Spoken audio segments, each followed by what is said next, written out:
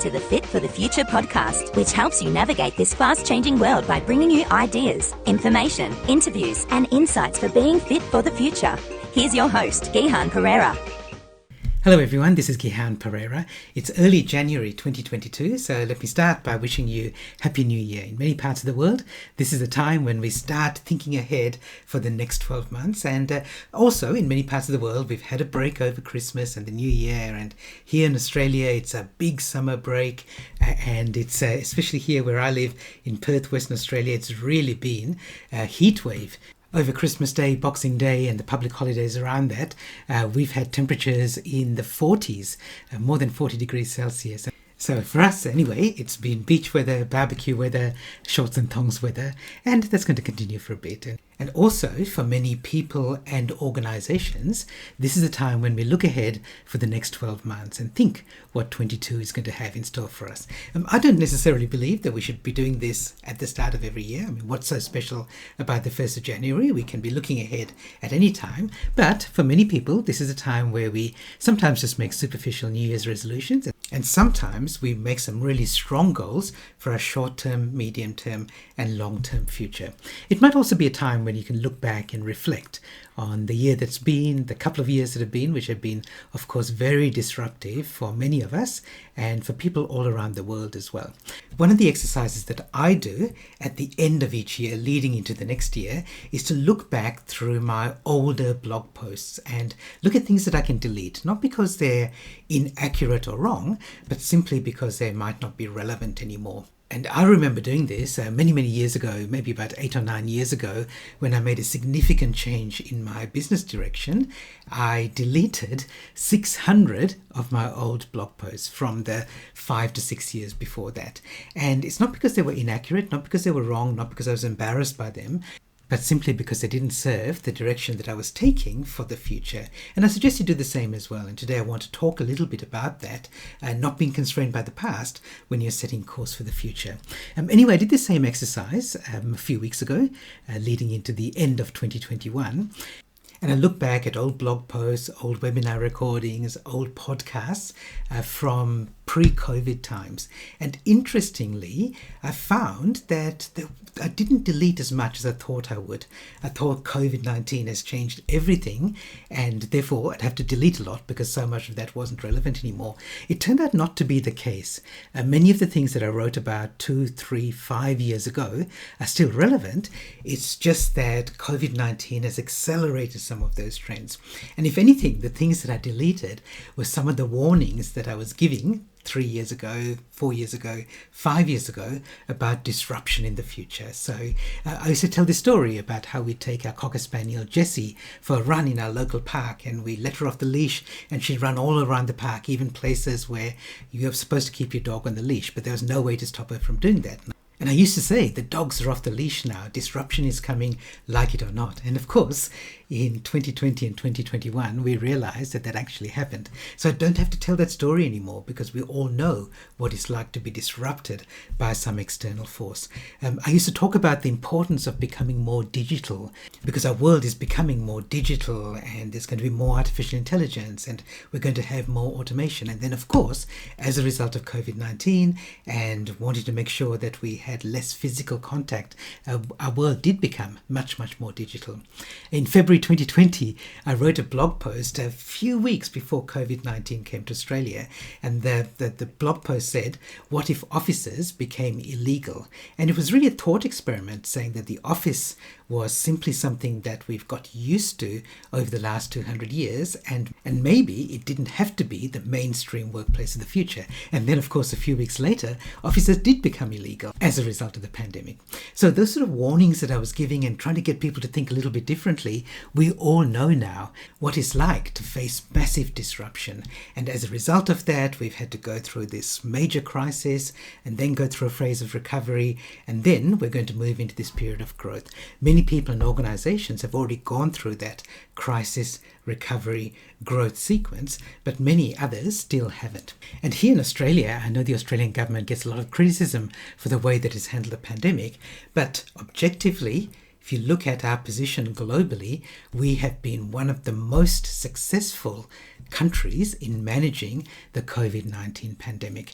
It's certainly, if you look at the largest economies in the world, Australia and China have done the best in managing the pandemic. And that's really credit to some of the actions that we took as a country at the start of the pandemic. Now, of course, I'm very, very happy that we as a country have managed the pandemic so well, and we as a world, through the miracle of science, have created vaccines that are protecting humanity. But if there's one downside to that, it's that it's only taken 2 years. Now, of course, we don't want the pandemic to drag on forever, and if we didn't have a pandemic at all, many, many people's lives would be so much better. So I'm not in any way saying that I wish the pandemic would go on for longer. In fact, I wish it had been over before now, but it's an interesting thought experiment. If the pandemic had continued for 5 or 10 years, what things might we do differently? Because one of the challenges and one of the traps that many people fall into is, given that it's only been 2 years, many people are thinking about how do we get back to doing the things that we used to. And if we're thinking about we might be doing things differently, it's only fiddling around the edges. So people want to go back to international travel. And you understand that you might have to do extra testing and extra visa requirements, extra vaccination requirements. But international travel is going to go back to the way it was. Bosses and employers are trying to drag people back into the offices. And is that the right thing? Maybe they'll allow a little bit more flexibility, but they want the office to be the main workplace of the future. Is that the right thing to happen? We're still going to have many of the challenges and problems that we have in our society, in our businesses, in our organizations. And today, I'm going to suggest to you that you think a little bit differently. We've all gone through a lot of disruption and change over the last 2 years, and as a result of that, our lives have been shaken up, and we can think about how do we put a band-aid on them to get back to the way things were, or we can look at this as an opportunity to shake things up in our future as well. I'm not suggesting that we all go out and try to solve all the problems of the world, but I want to give you some really practical strategies and techniques that you can use to think and act differently about the future without being constrained by the past. So today I want to talk about opening up, and I'm really talking about opening up your mindset for yourself and your team so you think differently about the future. So let me give you an example from Chile in South America. Chile at the moment is going through the process of completely rewriting their constitution. And the reason they're rewriting it is because the constitution they have in place now was put in place by Augusto Pinochet, who was a dictator in Chile in the 1980s, 1990s, and he rammed through a new constitution in the 1980s. And now the people of Chile want to rewrite their constitution, and they're going through a process now of putting together a team of people, an assembly of people who are rewriting the constitution. Now the way they're doing it is they've elected about 150 people to form this assembly to rewrite the constitution. But part of the rules for that assembly of 150 people is that it's an equal representation of men and women. And I think that's a really good thing that they've decided to have equal representation of men and women.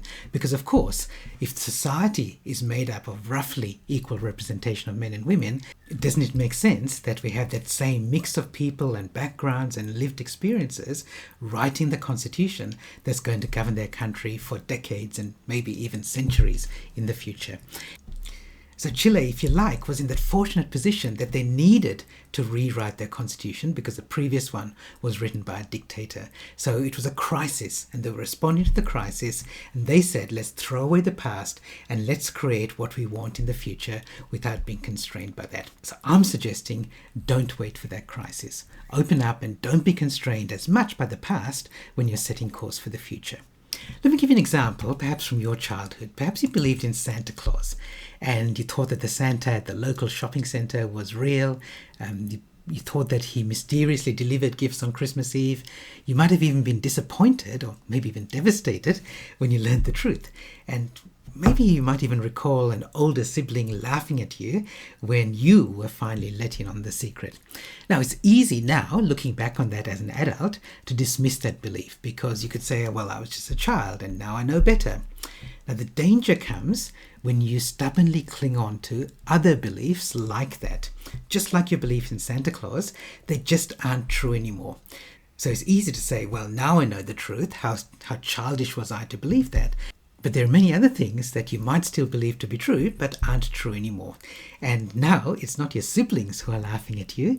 It's those savvy startup companies that never had that belief, and they're now laughing all the way to the bank at your expense because you're still operating on an old belief system. Let me try and draw a picture for you. Imagine two circles, one inside the other. So the smaller circle, the one inside, is all the stuff that you know. The bigger circle outside that is what you think you know. And just keep in mind that what you think you know is always greater than what you know. And that gap between that, the area between the two circles, so that represents the things that we believe to be true, but just aren't true. This is where your confidence exceeds your competence. Or you could call it your delusion zone. Josh Billings said, it ain't what you don't know that gets you into trouble. It's what you know for sure that just ain't so. So if you want to be future ready, do everything you can to shrink your delusion zone. And I'm talking about you and your team as well. If you're a leader or a business owner, this applies to your team as well. We all have these blind spots. We all have this delusion zone, the things that we believe are true that just aren't true anymore. See, there's a myth that if you're an experienced business leader, you're a dinosaur from a bygone era. And the story goes that, it's inevitable that you're going to get disrupted by younger, more diverse, more tech-savvy, new thinkers. Now, that might be true, but it doesn't have to be the case. It's certainly true in some cases, but there are many experienced, established, let me use the word old, leaders who do have the right mindset to lead now, and they're more than willing to adapt to the new way of doing business. The problem isn't their intent, it's assumed competence. So it's not that you don't know a lot, you do. It's just that some of those things just aren't true anymore. They used to be true, and they were practical and insightful and wise in the past, so it's natural to believe that they're still true. But it's not always the case. And the future belongs to possibility thinkers who see opportunities where others see risk and threat. Now, there's no reason why you can't be one of those leaders, but it might mean letting go of some of your old beliefs. Absolutely, learn from the past if it's serving you, if it helps you build for the future, but otherwise, let it go. So I'm going to talk about 5 differences between the way that leaders typically think at established organizations and disruptive organizations. It doesn't apply to everybody, but I'm making this distinction because many established organizations have this old way of thinking, and disruptive organizations have a new way of thinking. Remember, it's not true across the board. Number 1, sunk costs versus best returns. So instead of valuing resources based on their past costs, disruptive thinkers choose the assets and resources that give them the best return now. Change manager versus change agent. So instead of just managing change and adapting to it, which is what many established leaders and organizations do, disruptive thinkers embrace change and lead it. Obstacles versus opportunities. So again, this is about change. Instead of finding problems and obstacles in everything new and different, which is often the tendency for established leaders, disruptive thinkers see possibility and opportunity in things that are new and different. The next one is pushing products versus solving problems. So instead of a focus on existing products and services, disruptive thinkers go back to basics and examine the problems that they're solving for customers. And the last one, next step versus quantum leap. It's very easy in an established organization to only think about making incremental next step improvements, fiddling around the edges, whereas disruptive thinkers take quantum leaps that leave the past behind. As I said, all of these differences involve a shift in mindset. It is all in your mind, but that doesn't mean it's easy. And there are 2 reasons for that. First, it does mean that you have to be willing to let go of some of your beliefs, and that's easier said than done. So when you discovered that Santa Claus was a fraud or a fake, you also discovered that he was never real. But many of your other beliefs are based on hard, concrete, fact-based evidence from the past. And it's not so easy to admit that they might not be true anymore. And because it affects your beliefs It might even affect your own identity, and that's very hard to take for many people because it becomes personal. The second thing is there are real costs and real risks and real consequences to making big changes. You can't just discard your assets, fire your staff, ignore obstacles, destroy entire product ranges, or transform your organizational culture overnight. You just can't do it. The smart, savvy, disruptive startup entrepreneur, they don't have all those responsibilities, accountabilities, resources, and stakeholders. But in this competitive race, that entrepreneur, she's fast and trim and nimble, and you're not. She's racing out of the blocks while you're still in the change room putting on your running shoes. But just because it isn't easy to change your mindset doesn't mean that you shouldn't. In fact, I think you should. You just can't afford to give her too much of a head start. So, act now. And I'm going to talk about how we do this. So let's look at each of those 5 areas. The first one is to beware your strengths, because your biggest assets blind you to other opportunities and possibly better opportunities. Let me tell you a story.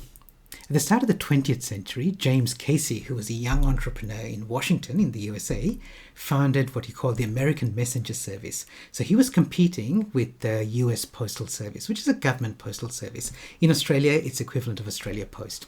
So that company, which is now known as UPS, was the original disruptor in package delivery, because Casey was obsessed with efficiency, how to optimize driving routes, how to minimize the number of steps from the delivery truck to the customer's front door, and so on.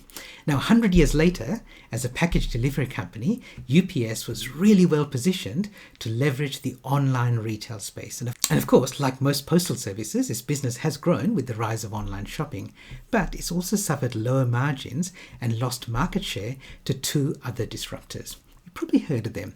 The first was Federal Express, FedEx, as it's more commonly known. So instead of trying to out-optimize UPS with its fleet of drivers in delivery trucks, FedEx took a completely different approach. They had a fleet of private airplanes operating from hubs around the USA. And using that infrastructure, they could deliver on their promise of when it absolutely positively has to be there overnight, which was their slogan. And that gave FedEx a competitive advantage. But even that wasn't enough. FedEx in turn was disrupted by Amazon, who raised the stakes by offering same-day delivery, even 2-hour or 1-hour delivery in some cities in the USA. So Amazon customers who pay for Amazon Prime membership, which is around about $100 a year, even get free shipping for most of these services. So in the same way that FedEx didn't have UPS's fleet of trucks, Amazon didn't try to disrupt FedEx with a faster air delivery fleet. Instead, it took advantages of emerging business models like the gig economy. For example, it has a service called Amazon Flex, where individuals can act as couriers, like Uber drivers, but for package delivery. And Amazon continues to innovate because it knows that that strength that it's got could be a future weakness. So here's the point. Traditionally, the strength of an organization was directly related to its asset base. Things like traditional accounting assets, equipment, stock, premises, cash, other securities, intellectual property. Less tangible assets like your brand, your reputation, your license to operate in a particular industry, and even intangible assets such as talented staff, systems and processes, and a positive work culture. Now, these are all assets, don't get me wrong, because they did contribute to the organization's success in the past. But sometimes our biggest assets hold us back from something better. Let me give you some examples. For example, owning premises gives you a local presence, no landlord, more control over the building. Those are assets. That's good. But it could be holding you back from a better location, opening other locations, or letting staff work from home when you're paying a lot of money for commercial real estate. Another example, you might have a strong brand, but it could be holding you back from doing something really daring because you're scared that it might damage your brand. The positive culture in your office is an asset, but it could be holding you back from expanding your team to include hybrid work and more remote workers. Now, there's no doubt that building these assets took effort and money and is difficult to let go. But think of these as sunk costs. They shouldn't determine what's best for the organization now and in the future. Your biggest assets are also your biggest weaknesses because they blind you to other, possibly better opportunities. In the past, they protected you from newcomers, but now they might only offer a false sense of security. So the way to think differently is to assess each of the assets in your organization and ask this question. If we didn't have this, what would we do differently? For example, if we didn't already have a website, what website would we build? Would we even build a website at all? If we didn't have these systems and processes for delivering this service, what service would we really offer? If we didn't have a database of loyal customers that we might upset, what radical change could we make to our products, services, and operations? If we didn't already have established agreements with our suppliers, what agreements would we create now? Would we even choose these suppliers, or would we choose different suppliers to meet our business needs as they are now? So it's not always easy to discard assets that aren't serving you well anymore, but at least you're asking the right question, and that's the first step to making a better decision about their future. So I've got 3 questions for you when you're thinking ahead. You think of this as exercise and activity questions to do for yourself and your team. So which assets in your team or your organization are really liabilities because you're blinding you from other opportunities?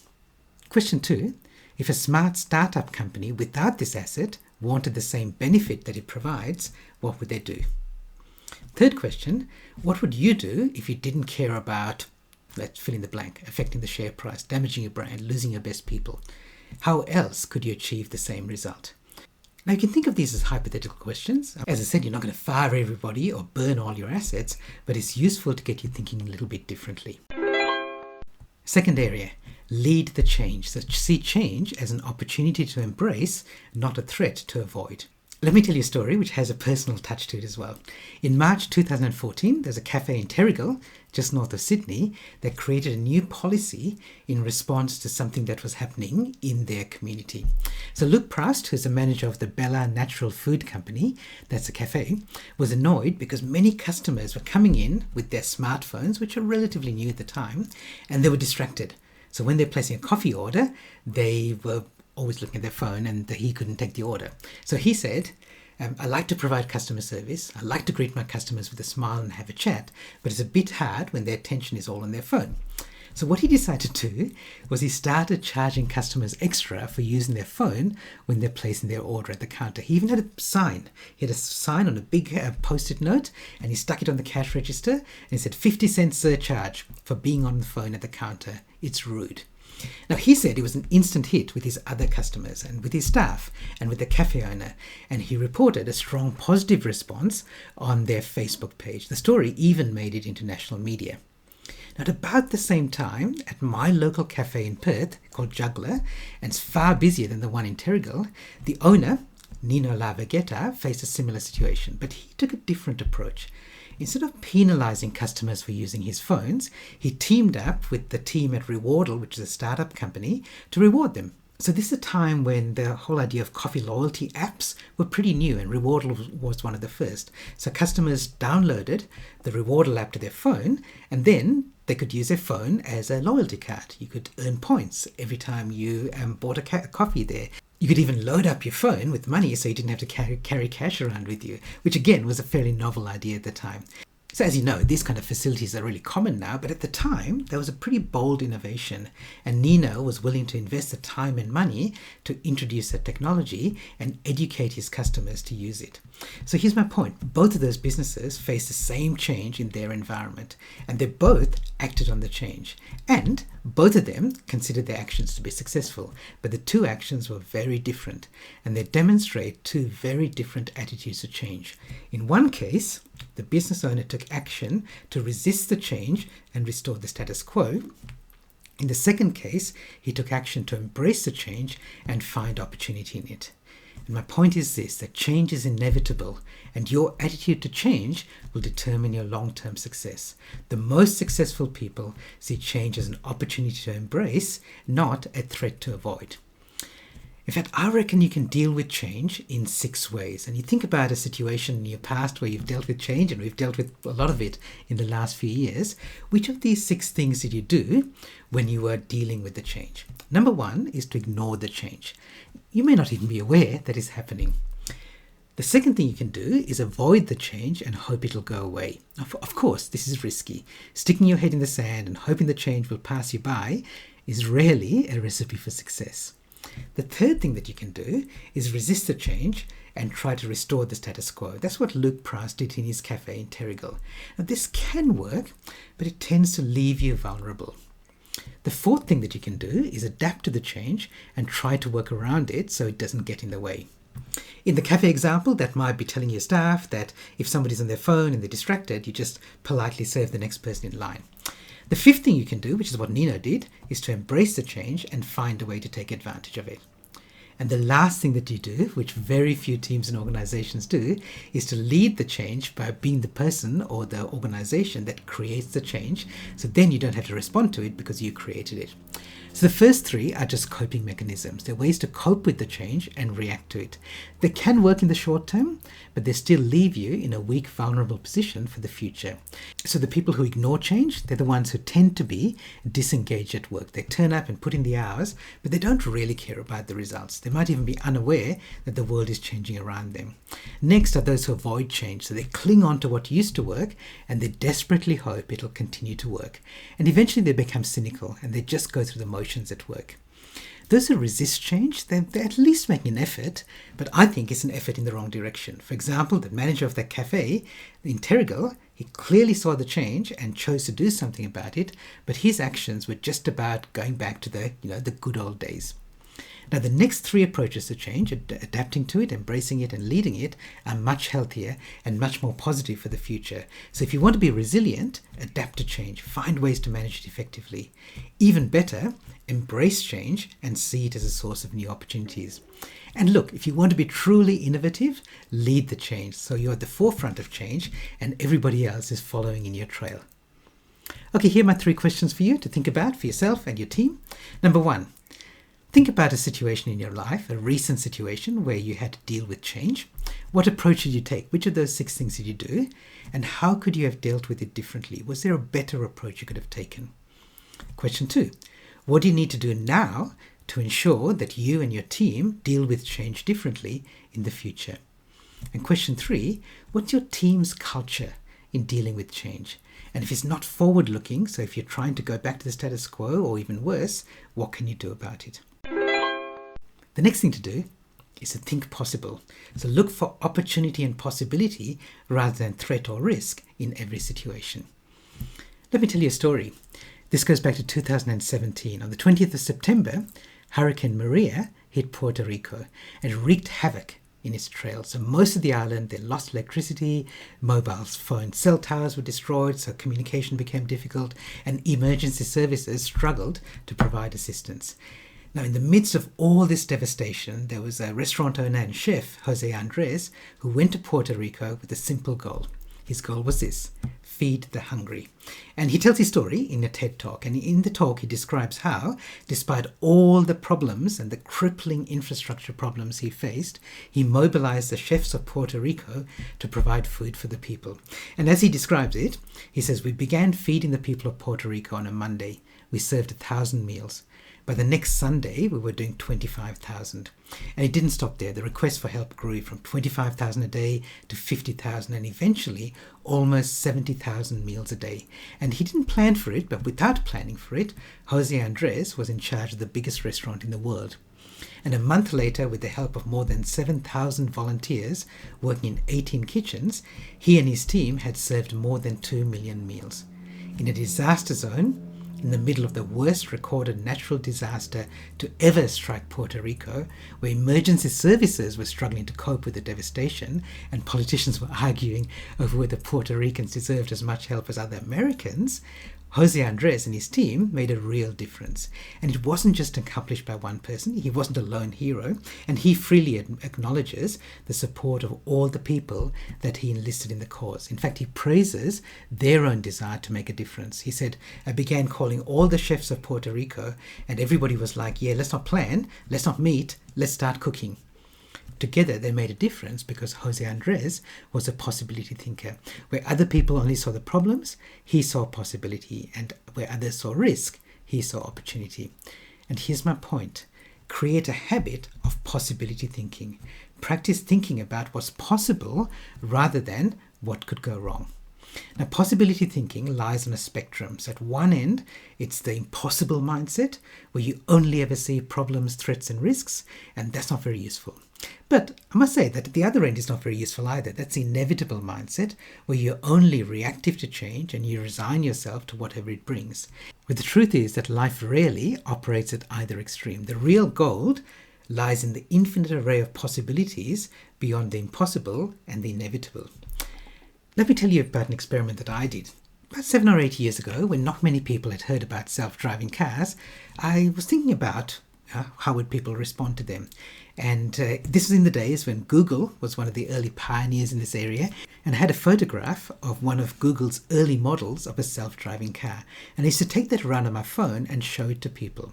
Now, when I showed it to kids, so I showed it to my niece Abby, who was around about 7 or 8 at the time, and they usually responded by saying, "Oh, that's cute," or "That's cool," because it did look like his little bubble car. It had kind of like a smiley face on the front, and these kids had never driven, of course, so they kind of liked the idea of a little car coming along and picking them up and taking them and their friends wherever they want to go. But interestingly, when I showed the same picture to adults, many of them, not all of them, but many of them, their first reaction was usually, "Oh no, that's a bit scary. Yes, but." So the children are going yes and then consider the possibilities that self-driving cars create, and many adults are going yes, but, and they look for reasons why self-driving cars won't work. Things like, we like driving, we'll never want to give it up.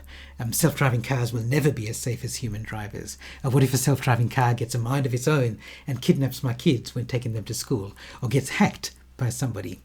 Now, that's partly because adults are better at anticipating risks and dangers, but it's also because children are often more open to possibilities. Now, both approaches are valid, but it's dangerous to ignore possibilities and only see threats and risks. So if your initial reaction to self-driving cars is more at the yes but end, in other words, you're immediately thinking of the problems, the difficulties, the challenges, the risks and the threats, you run the risk of dismissing their potential impact, positive impact, on many parts of organizations and society. So I'm going to recommend that you start by thinking cool. Or if you're not quite there, maybe you just go, interesting, tell me more. That's what makes you a possibility thinker, and you'll be better able to adapt, embrace, and even lead the changes that self-driving cars and other technology and other changes bring. There are plenty of people who can tell you why something won't work. But the people who will be most valuable in the future are the possibility thinkers. So look for opportunity and possibility rather than risk or threat in every situation. I'm not saying ignore the risks or threats, but look for opportunity and possibility first. So here are my 3 questions for you and your team.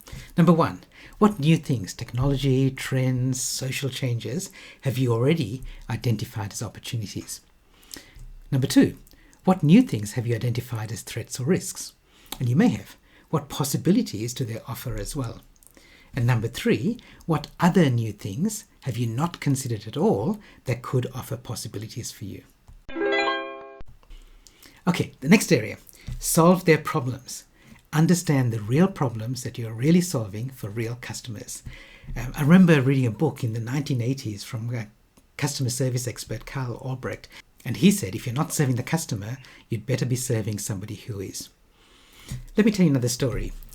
This is a story about a child, Kenneth Shinozuka, and when he was 6, he saw a family friend of his injured when he fell in the bathroom while visiting Kenneth's family. And he remembered that incident. He was only 6 at the time, but he started thinking about how to prevent that kind of fall in the future. Now, you can imagine, as a 6-year-old, he didn't have the resources to solve the problem. I mean, he did have one idea. He thought about embedding a motion detection system in bathroom tiles, but of course, he didn't have the resources to see that through to fruition. But that inspiration stayed with him. And then later, at the ripe old age of 15, he invented a smart device to prevent falls. Now, this was a pair of socks that somebody wears, and then a caregiver is alerted when somebody with Alzheimer's disease tries to get out of bed. So that year, when he was 15, he was one of 15 finalists at Google's Global Science Fair, and he won the $50,000 Scientific American Science in Action Award. Now, Kenneth's idea for his invention didn't just come out of nowhere. He was inspired by trying to solve a real problem in his family. So his grandfather had Alzheimer's disease, and his condition was gradually deteriorating. And his primary caregiver was Kenneth's aunt, and she was struggling to cope because she had to remain alert every night in case her father stepped out of bed and wandered around the house. So faced with this problem in his family, Kenneth looked for a solution, but he couldn't find one, so he invented it. So instead of having motion detectors in the floor tiles, which was the idea that he had when he was 6, he thought about a pressure sensor in a pair of socks. And the pressure of a foot landing on the floor would trigger the sensor, and that would wirelessly send an alert to his aunt's smartphone, and she'd wake up. Now, of course, there's still a lot of work for Kenneth to get his idea from a concept into a workable solution. He had to create the sensor, design the circuit, build a smartphone app, but he persisted. And he eventually created the device that let his aunt sleep more soundly at night. And that device is now commercially available. It's called Safe Wander. Anybody in a similar situation can buy it for $200. But Kenneth didn't set out to create a business product. He was just trying to solve a real problem in his family. And here's the point. Many businesses, most organizations I would say, start with a strong customer focus. They obsess about how they can solve their customers' problems or help them achieve their goals. But over time, as the organization grows and needs to support itself, that obsession fades and other work which seems to be essential takes its place. So again, imagine a kid. Imagine a budding entrepreneur, primary school kid, who's selling lemonade on a hot day from the footpath outside her home to people walking by. All she wants to do is help them solve their problem, which is they're thirsty. Now, if her little business grows into a large organization, she'll spend more and more time solving other people's problems. Whether it's the local council, the ATO, other government agencies, staff members, suppliers, shareholders, media, and community groups. And the thirsty customer, who was once her top priority, soon falls down that pecking order. She spends all her time and energy serving other people to keep the business running, and she might forget that its original purpose was to solve a customer's problem. Now, it's not inherently wrong to solve other people's problems in any organization, especially if you're in a leadership role. It only becomes a problem when that doesn't ultimately help a customer solve their problem as well. Too many businesses fall in love with their own products, services, systems, processes, and solutions. They forget about the problems that they're solving for their customers and clients. They find a cure for which there's no known disease. That's why you should regularly take stock and ask the question, what customer problem are we solving here? Now, be sure you identify their real problem. Don't just offer a convenient solution to an easier problem. For example, suppose you offer a loyalty discount to regular customers. It's a good idea. Now, that might represent a real benefit to those customers. It helps them save money, and that means that it does solve a real problem. But if you force them to bring a membership card with them to gain the discount, that doesn't solve their problem. It solves yours, but it doesn't help solve theirs. Here's a simple exercise you can do with your team to test how much time you spend looking at solving customers' problems. Get all your team to look at the activity in the past week and count how many hours you spent on work that solved real customer problems. And if you don't deal directly with customers, you can include time helping other people who do, but only include activities that help them solve customer problems. Okay, what percentage of your time as a team is spent solving customer problems? If it's not high enough, and I bet you it won't be, ruthlessly work at eliminating all this other dead time. Because if you don't solve their problems, they'll find somebody else who will. Okay, in addition to this exercise, here are 3 questions that you can ask yourself and your team. Number 1, what are the real problems you solve for your customers? Are you sure? Are you sure these are real problems, and how do you know? That's question 1. Question 2, what other problems do they have in their lives that you could solve for them? And number 3, what activities are clearly not solving customer problems, and how can you eliminate or reduce them? The last thing to do in opening up, take a leap, because sometimes it takes a revolution, not an evolution. As David Lloyd George said, don't be afraid to take a big step if one is indicated. You can't cross a chasm in 2 small jumps. Let me tell you a story about self-driving cars. In March 2018, one of Uber's self-driving cars in Arizona in the USA hit and killed a woman, Elaine Hertzberg, and she was wheeling her bicycle at night across a 4-lane highway. And of course, there was an investigation by the USA's National Transportation Safety Board, and it found that the car did detect her 6 seconds before the crash, but didn't realize emergency braking was needed until just 1.3 seconds before the impact. And even then, it might have been enough time, except the emergency braking system had been disabled, leaving responsibility for braking with a human driver called the monitor, who was an Uber employee who was supposed to be as alert as a hands-on driver and should have applied the brakes in emergency situations. Unfortunately, and sadly, for Hertzberg, who died, the employee, instead of paying attention to the road, was watching a streaming video on her smartphone, and she didn't apply the brakes in time to save Hertzberg's life. So it was a tragic incident. It also serves to highlight the importance of Google's goal for its self-driving cars, that it wants to build technology that's so good that it never needs a human to intervene. In fact, the ultimate goal is that a human can't intervene because a car won't have brakes or a steering wheel. And there's no doubt that self-driving cars are coming in our future, but most car makers are taking smaller steps on the journey to a fully autonomous car. Your own car might already have things like cruise control, blind spot warnings, even some level of automatic driving, automatic braking. But you still need to keep your mind on the job, your hands on the steering wheel, and your eyes on the road. And there's a reason that most car makers aren't putting all their efforts into the fully autonomous car. It's because it's an exceptionally difficult goal to achieve. Even if cars were autonomous 99% of the time, the final 1% that removes the human driver is exponentially more difficult. But that final 1% also gives us the biggest gains, because it's the only way that we can realize the full potential of self-driving cars. For example, it's the only way that would let you sleep in your car while it's driving you overnight on a long journey across the Nullarbor. So that's why Google's determined to focus on that ambitious goal, even though it's very difficult. We're still a long way from achieving it, but if we want that in the future, the only way to get there is to plan with that vision in mind. So, in the financial services industry, advisors tell their clients past results are no indicator of future performance. And this applies even more strongly when you're steering your team and your organization in an uncertain future.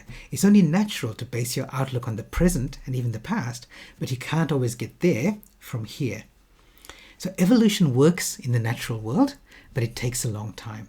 And sometimes you need a revolution. And that means leaving the past behind, at least for the moment, and planning from the future.